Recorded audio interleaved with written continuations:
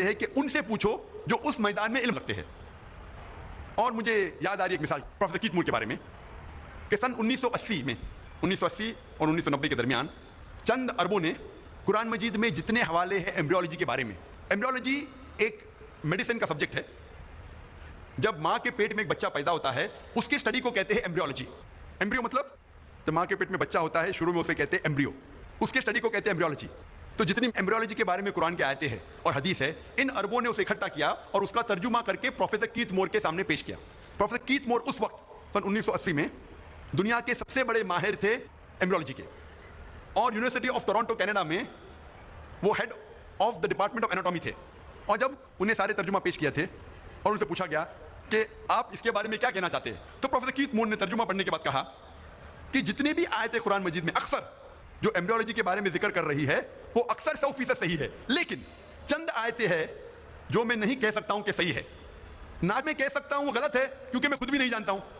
اور دو ایسے آیتیں تھیں, جو پہلی دو آیتیں نازل کی گئی تھی سورہ اقرا میں, سورہ علق میں آیت نمبر 1 اور 2, جہاں اللہ تعالیٰ فرماتے اقرا بسم ربک الذی خلق خلق الانسان من علق, پڑھو اللہ کے نام سے جس نے پیدا کیا.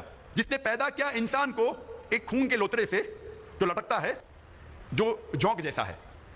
علقہ کے 3 معنی ہیں, ایک معنی خون کا لوترا, ایک معنی لٹکنا, اور تیسرا معنی ہے کہ لیچ لائک سبسٹنس, اردو میں کہیں گے جوک. تو پروفیسر کیت مور نے کہا کہ میں نہیں جانتا ہوں کہ ایمبریو بچہ جب ماں کے پیٹ میں پیدا ہوتا ہے ایمبریو وہ جونک جیسا لگتا ہے کہ نہیں. تو پروفیسر کیت مور نے اپنے لیبارٹری میں ایک پاورفل مائکروسکوپ کے اندر ایمبریو کو دیکھا اور سائڈ میں اس نے جوک کی تصویر لی, اور وہ چونک گئے کہ آپس میں کتنے آئیڈینٹیکل تھے, وہ یکساں تھے. پروفیسر کیت مور کو تقریباً 80 سوالات پوچھے گئے تھے قرآن اور حدیث میں, جتنے بھی ایمبریولوجی کے بارے میں حدیث تھی اور آیتیں تھے.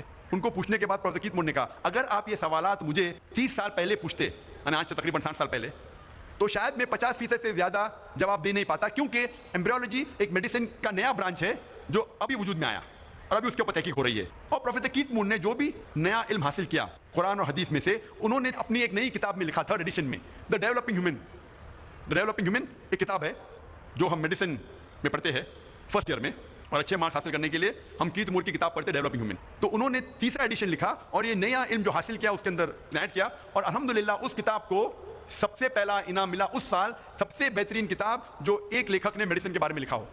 اور اس کتاب کا ترجمہ کئی زبانوں میں بعد میں کیا گیا ہے. اور پروفیسر کیت مور نے کہا کہ مجھے کوئی شک نہیں, کوئی بھی مجھے اعتراض نہیں ماننے کے لیے کہ یہ قرآن مجید خدا کی طرف سے ہے اور محمد صلی اللہ علیہ وسلم اس کے پیغمبر ہے.